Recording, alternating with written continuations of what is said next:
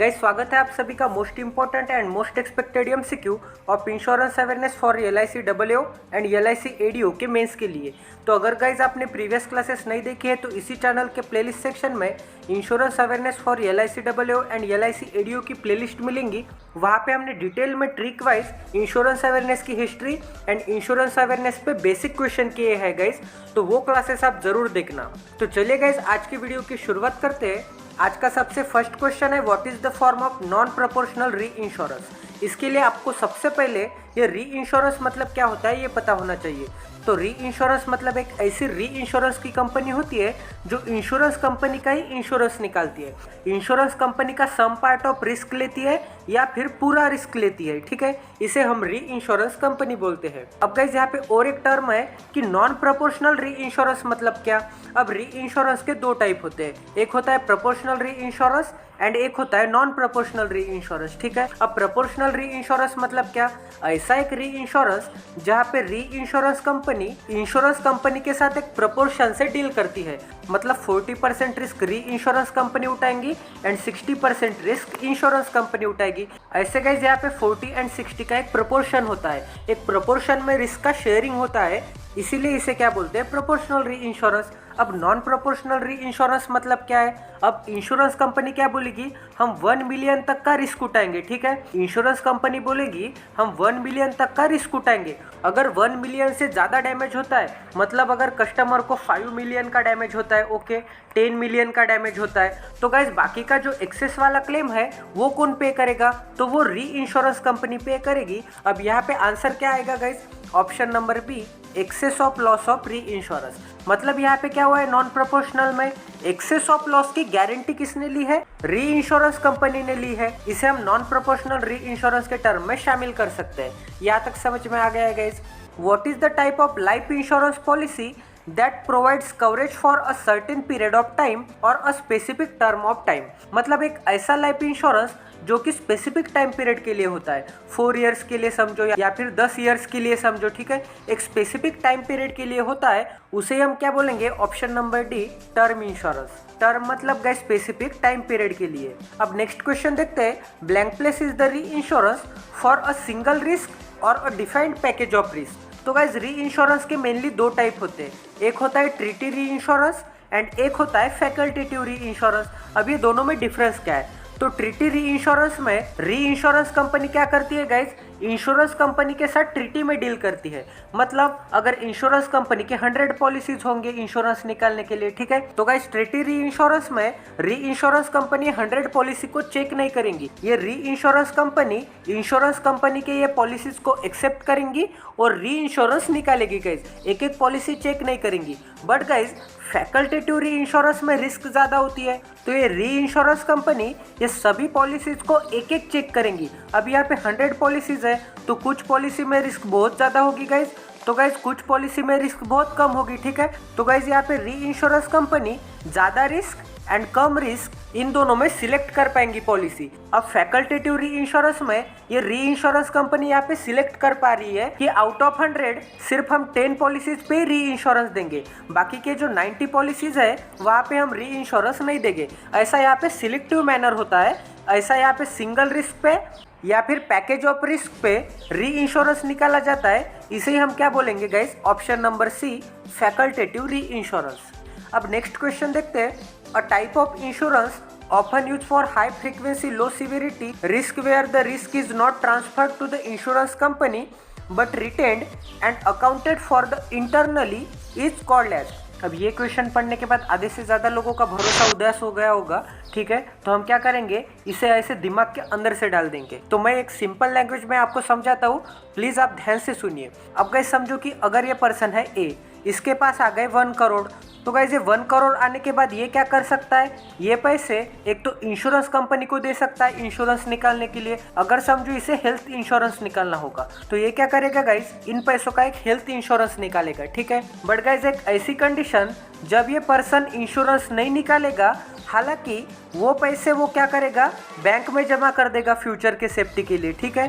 तो इस कंडीशन को हम क्या बोलेंगे, जहाँ पे पर्सन इंश्योरेंस तो नहीं निकाल रहा है वो पैसे का, is not transfer to the insurance company, मतलब इंश्योरेंस नहीं निकाल रहा है, हालांकि रिटेन्ड एंड अकाउंटेड इंटरनली, मतलब वो वही जमा पूंजी एक तो बैंक में फिक्स डिपॉजिट कर रहा है फ्यूचर के खतरे के लिए, या फिर खुद के लॉकर में जमा कर रहा है। ठीक है, मतलब अगर कल को इसे कोई डैमेज होता है, इसका एक्सीडेंट या फिर हेल्थ से रिलेटेड कुछ प्रॉब्लम आती है, तो वो क्या करेगा, बैंक से जाएगा और उसका जो भी डिपॉजिट होगा उन पैसों से खर्च कर लेगा। तो गाइज इस टर्म को ही क्या बोलते हैं हम, option number D, self insurance. अभी इंश्योरेंस कंपनी भी कर सकती है। ठीक है, इंश्योरेंस कंपनी री इंश्योरेंस भी निकाल सकती है, और इंश्योरेंस कंपनी क्या कर सकती है, एक फिक्स डिपॉजिट साइड में जमा करके रख सकती है बैंक में।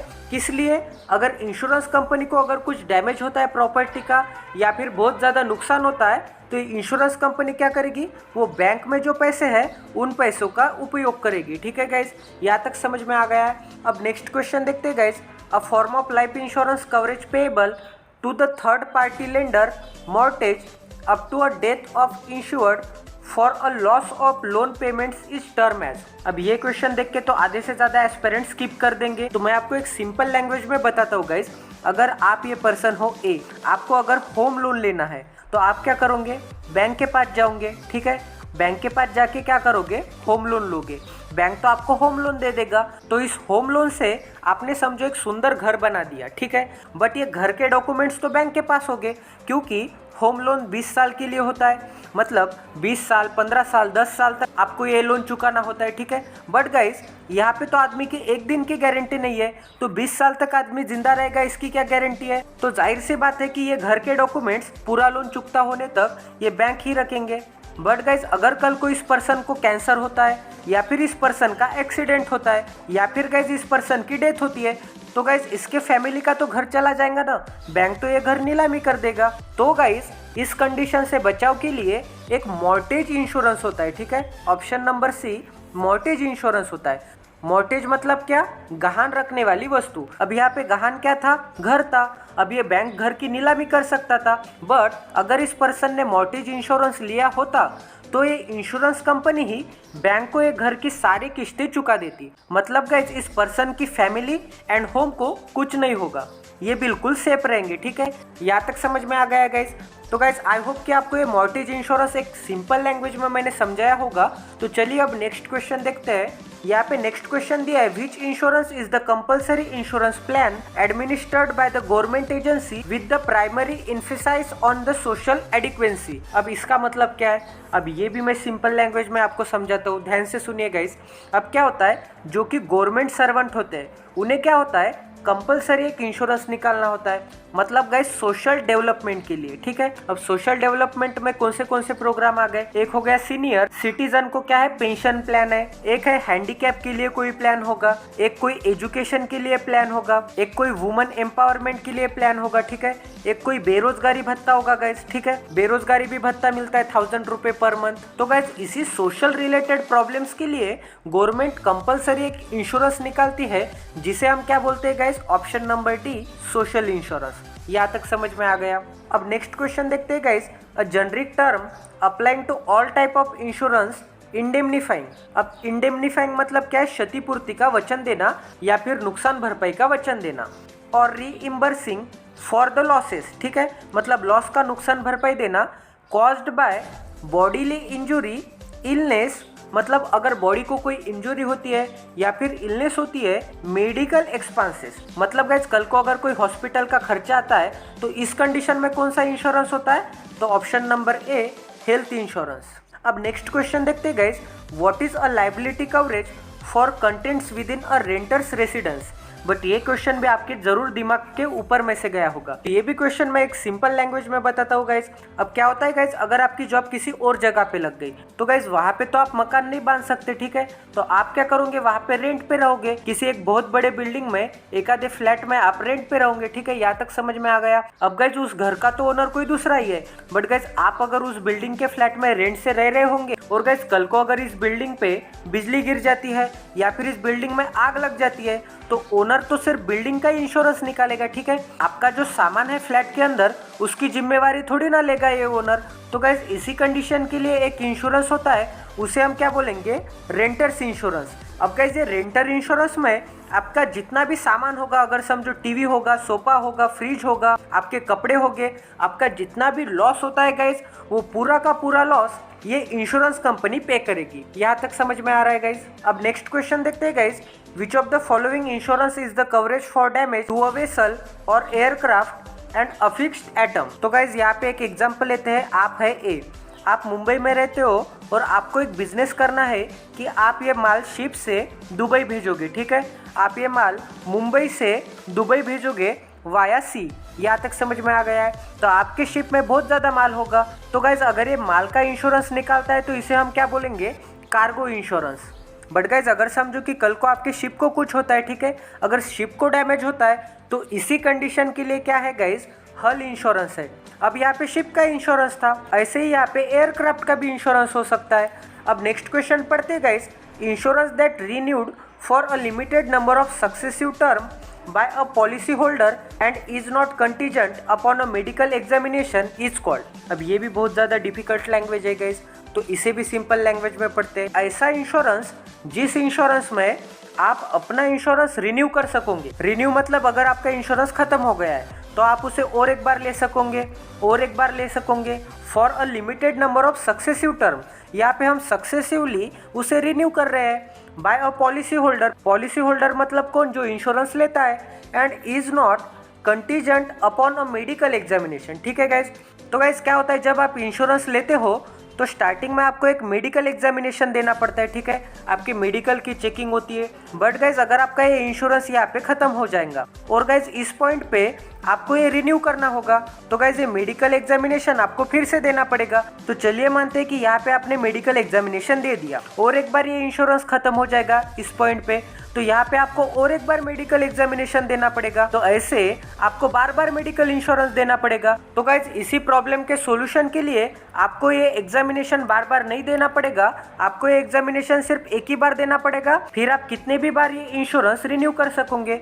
तो इसी इंश्योरेंस को क्या बोलते हैं guys, option number B, renewable term insurance. अब यहाँ पे रिन्यू भी कर रहे हैं, टर्म मतलब एक स्पेसिफिक टाइम पीरियड के बाद इसे रिन्यू कर रहे हैं, तो इसे हम बोलेंगे option number B, renewable term insurance. अब आज का last question, a policy purchase by for a benefit of a business insuring a life lives of personnel integral to the business operation is called. तो guys इस question को भी हम simple language में समझते हैं।